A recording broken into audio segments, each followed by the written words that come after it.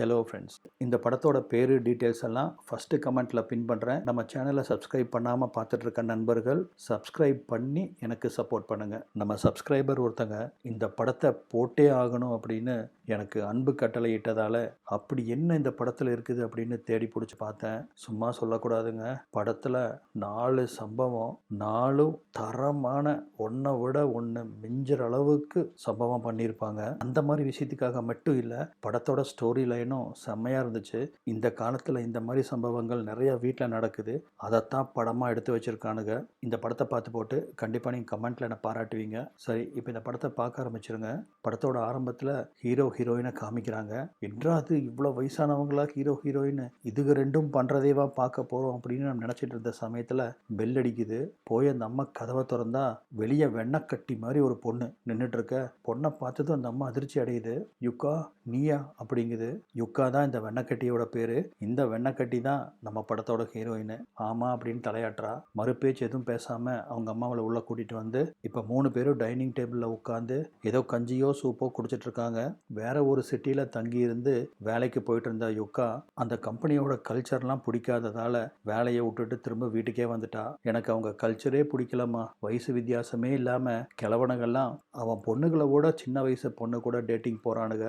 இந்த பொண்ணுகளும் அது முன்னேறின கல்ச்சர் அப்படின்னு சொல்லி சந்தோஷப்பட்டு அவனை கூட டேட்டிங் போகுதுங்க. எனக்கு அது சுத்தமாக பிடிக்கல, அதான் வந்துட்டேன். நான் சீக்கிரமாக நல்ல ஒரு வேலை தேடி கிளம்பிடுவேன் அப்படிங்கிறா. அப்புறம் பார்த்தீங்கன்னா எந்த பதிலும் பேசாமல் அவன் பாட்டுக்கு சாப்பாட்டில் கவனத்தில் இருக்கான். பொதுவாக இந்த ஆள் இது வரைக்கும் பொண்ணு கூட பெருசாக பேசினதே கிடையாது. பொண்ணு சின்ன வயசுலேருந்து ஹாஸ்டலில் தான் தங்கி படித்து அப்புறம் வேற ஒரு ஊருக்கே வேலைக்கும் போயிட்டா. அதனால் பெரிய அளவுக்கு தன் பொண்ணு கூட இந்த ஆளுக்கு அஃபெக்ஷன் இல்லை. அந்த சமயத்தில் தான் அம்மாவுக்கு ஏதோ ஃபோன் கால் வருது. ஃபோனில் யார்கிட்டவோ பயங்கரமாக கோவமாக பேசிகிட்டு இருக்காங்க. எத்தனை பேர்த்த தான் நான் பார்ப்பேன், எனக்கே வயசாயிடுச்சு, இந்த வயசில் கூட என்னோட அம்மாவை நான் தான் பார்த்துக்க வேண்டியதாக இருக்குது. இப்போ வீட்டில் என் புருஷன் வேற ரிட்டையர் ஆகி உட்காந்துட்டு இருக்காரு. அடுத்தது அவர் படுத்துட்டாருன்னா அவரையும் நான் தான் பார்க்க வேண்டியது இருக்கும் போல இருக்கு. எனக்கு ஒரு ரெஸ்ட்டே கிடையாதா? பொம்பளையாக பிறந்தா சாகர வரைக்கும் வேலை செஞ்சுட்டே தான் இருக்கணுமா? இதுதான் என்னோட விதியா? ஃபோனை வையுமா, நாங்கள் வர்றேன் அப்படின்னு சொல்லிட்டு திரும்ப கரெக்டாக பின்னாடி புருஷன் நின்றுட்டு இருக்காரு. எப்போ வந்தீங்க? நான் பேசினதெல்லாம் கேட்டுட்டு தான் இருந்தீங்களா அப்படின்னு கேட்குறா. நான் இப்போ தான் வந்தேன் அப்படின்னு புருஷனும் போய் சொல்கிறா.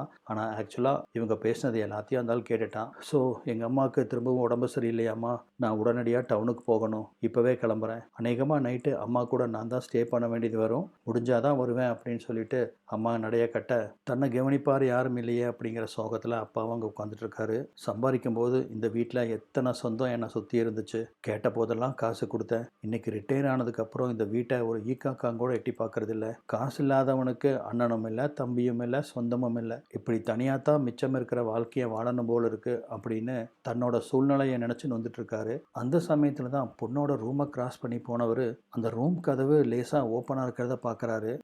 நம்ம பொண்ணுக்கிட்ட இத்தனை வருஷம் நம்ம பேசாமே இருந்துட்டோம், பாவம் அவளுக்கும் ஏதோ பிரச்சனை இருக்கும் போல இருக்கு, ரொம்ப டிஸ்டர்ப்டாக இருக்கா, அவ கூட மனசு விட்டு பேசுனா அவளுக்கும் கொஞ்சம் நல்லா இருக்குமில்ல அப்படின்னு யோசிச்சுட்டு யுக்கா இப்படி ஒரு பேர் அழகியா வளர்ந்து நிற்பா அப்படின்னு அந்த ஆள் எதிர்பார்க்கவே இல்லை. அப்படியே அசந்து போய் நின்னுறான். அத்தையும் இந்த கிழமை அந்த கதவு சந்து வழியா நல்லா பார்த்துட்றான். அப்பதான் பொண்ணும் டேடி நைட் அன்னைக்கு நான் உங்களுக்கு சமைக்கிறேன் அப்படின்னு சொல்றா. சரிம்மா அப்படிங்கிறாரு. ஏனோ தெரியல இந்த அப்பாவோட கேரக்டர் எஸ்.ஜே. சூர்யா மாதிரியே பேசுறாரு. அதே மாதிரி நைட்டு டின்னர் ரெடி பண்றா. இப்போ 2 பேரும் டின்னர் சாப்பிட்றாங்க. கிழவனுக்கோ அவன் பார்த்த காட்சியே திரும்ப திரும்ப மைண்டுக்குள்ள ரீவைண்ட் ஆகிட்டே இருக்கு. அதிலிருந்து அவனால் கவனத்தை திசை திருப்பவே முடியல. ஏன் டாடி நான் குக் பண்ண டின்னர் பிடிக்கலையா, சாப்பிடாம வச்சிருக்கீங்க அப்படிங்கிறா பொண்ணு. இல்லை டின்னர் நல்லா இருக்கு, நான் ஏதோ யோசிச்சுட்டு இருந்தேன் அப்படின்னு சொல்லிட்டு அந்த சூப்பை குடிக்க ஆரம்பிக்கிறான். அம்மா சொன்னாங்களா அங்கேயே ஸ்டே பண்ணிடுவாங்களாமா, நாளைக்கு தான் வருவேன்னு எனக்கு இன்ஃபார்ம் பண்ணாங்க அப்படின்னு சொல்லவும், ஓ அப்படியா அப்படின்னு மட்டும் அப்பங்காரன் கேட்டுக்கிறான். டின்னரை முடிச்சுட்டு பொண்ணு தூங்குறதுக்கு போறேன்னு சொல்லி போயிட்டா. ரொம்ப நேரமாக வெளியே உட்காந்துட்டு இருந்த கிழவனும் சரி நம்மளும் தூங்க போலாம் அப்படின்னு பொண்ணோட ரூமை கிராஸ் பண்ணி போகும்போது தான் பொண்ணு குளிச்சுட்டு இருக்க சத்தம் கேட்குது. கதவுக்கு வெளியே அந்த அழுக்கு துணி போடுற டப்பா இருக்கு.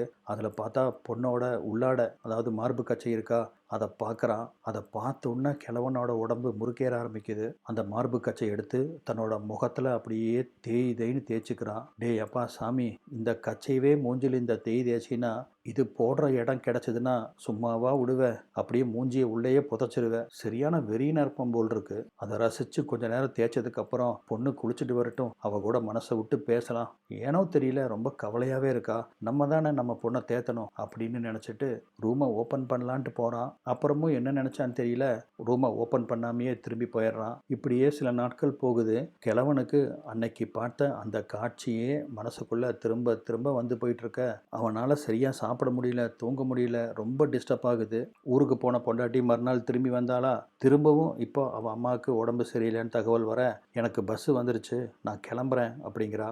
அப்பதான் கிழவனும் யூகா எங்க அப்படின்னு கேட்குறான். எனக்கு தெரியல, அவன் ரூமில் தான் இருப்பா, எனக்கு பஸ் வந்துருச்சு, பாய் நான் கிளம்புறேன், அங்கே போயிட்டு ஃபோன் பண்ணுறேன் அப்படின்னு சொல்லிட்டு பொண்டாட்டி கிளம்பி போக, என்னது இது காலையில் லேட் ஆச்சு, இன்னுமே பொண்ணு எந்திரிக்காமல் இருக்கிறா, ஒருவேளை அந்த மனக்கவலையில் தூங்கிட்டு இருப்பா போல இருக்கு அப்படின்னு எந்திரிச்சு கிளம்ப அவன் ரூமோட கதவை லேசாக ஓப்பன் பண்ண, அவன் நினச்ச மாதிரியே பொண்ணு இவனுக்கு சீட்டை காமிச்சிட்டு படுத்துருக்கிறா. அந்த 2 பெரிய பண்ணை பார்த்தோன்னையே கிழவனுக்கு திரும்பவும் அங்கே முறுக்கேறுது.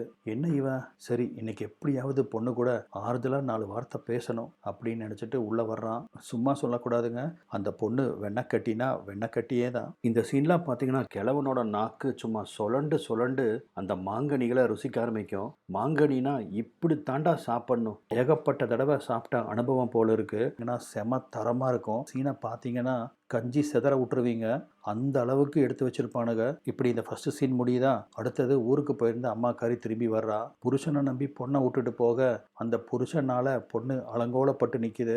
பெத்த அம்மா கிட்ட இந்த விஷயத்த போட்டு உடைக்கலாம் அப்படின்னு அம்மா கிட்ட போய், உங்ககிட்ட ஒரு முக்கியமான விஷயம் பேசணுமா, ஃப்ரீயாக இருக்கிறியான்னு கேட்டா, நான் எப்படி ஃப்ரீயாக இருந்திருக்கேன் சொல்லு, இந்த வயசான காலத்துலேயும் கூட எங்கள் அம்மாவை பார்க்கறக்கு பஸ் ஏறி அடுத்த ஊருக்கு போயிட்டு வர்றேன், என்னை அந்த கடவுள் ஏன் படைச்சானே தெரியல அப்படின்னு அந்த அம்மா புலம்ப ஆரம்பிக்க, சொல்ல வந்த விஷயத்த சொல்லாமல் அமைதியாக நிற்கிறா. அந்த சமயத்தில் அந்த டிஸ்ட்ரஸ் கால் வருது. அதாவது அவங்க அம்மாவுக்கு ஆபத்து அப்படின்னா மொபைல் ஃபோனில் ஒரு குறிப்பிட்ட நம்பர் அமுத்தினா இவங்களுக்கு ஒரு அலாரம் மாதிரி அடிக்கும். பாரு, 5 நிமிஷம் தான் உட்கார்ந்தேன், இப்போ எங்கள் அம்மாவுக்கு ஏதோ பிரச்சனை போல இருக்குது, டிஸ்ட்ரஸ் கால் வருது, நான் கிளம்புறேன். ஆமாம் நீ ஏதோ சொல்ல வந்தியே, என்ன அப்படின்னு அம்மா கேட்கவும், முக்கியமான விஷயமெல்லாம் ஒன்றுமில்லைன்னு சொல்லிடுறா. அம்மாவும் கிளம்பி போக, அப்பங்கார நம்மளை என்ன பண்ண போகிறானோ அப்படின்னு நடுக்கத்தில் யூகா உட்காந்துருக்கா. அவள் பயந்த மாதிரியே அம்மா அந்த பக்கம் போக, அப்பா இந்த பக்கம் யூகான்னு கூப்பிட்டே வந்துடுறான். என்னை ஒன்றும் பண்ணாத ப்ளீஸ் அப்படின்னு அவள் கெஞ்சரா. ஆனால் வெறி கொண்டு சுற்றிட்டு இருக்கிற அந்த கிழவன் கேட்பானா, யூகாவை கூட்டிகிட்டு போய் சம்பவத்தை முடிச்சிடுறான். இது 2வது சம்பவம். முதல் சம்பவத்தை விட டபுள் டோஸாக இருக்கும். எங்கேருந்து பிடிச்சாங்கன்னு தெரியல, இந்த கிழவனை சும்மா ரசித்து பண்ணுறாயா. கிட்டத்தட்ட இந்த படம் 2 மணி நேரத்துக்கு மேலே ஓடும். 2 மணி நேரத்தில் 4 சம்பவமும் 20 நிமிஷத்துக்கு மேலேயே ஓடும். படம் முழுக்க சம்பவம் தான். இந்த சம்பவத்திலேயே 2 தடவை கஞ்சியை செதற விடுவான் கிழவன். 3வது சம்பவம், அவன் பொண்டாட்டியோட அவங்க அம்மா செத்தே போயிட்டா, அதுக்காக பொண்டாட்டி போயிருக்க, பொண்ணை போகக்கூடாதுன்னு இவன் வீட்டில் பிடிச்சி வச்சுக்கிறான். அப்புறம் என்ன, குளியல் அறைக்குள்ள 3வது சம்பவம் செம்ம ஸ்பெஷலாக பண்ணுவான். ஒரு கட்டத்துக்கு மேலே யூகா நம்ம என்ன பண்ணாலும் இவன் விடமாட்டான் அப்படின்னு அமைதியாக அவன் கூட அவன் இழுத்த இழுப்புக்கு போக ஆரம்பிச்சிருவா.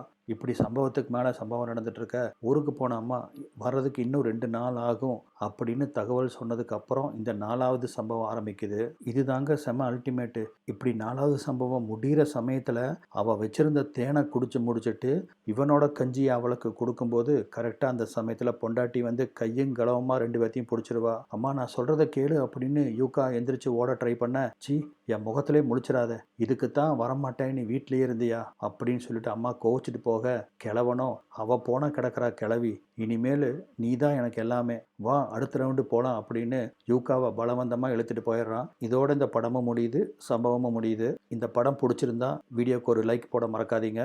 வீடியோ பார்த்ததுக்கு நன்றி.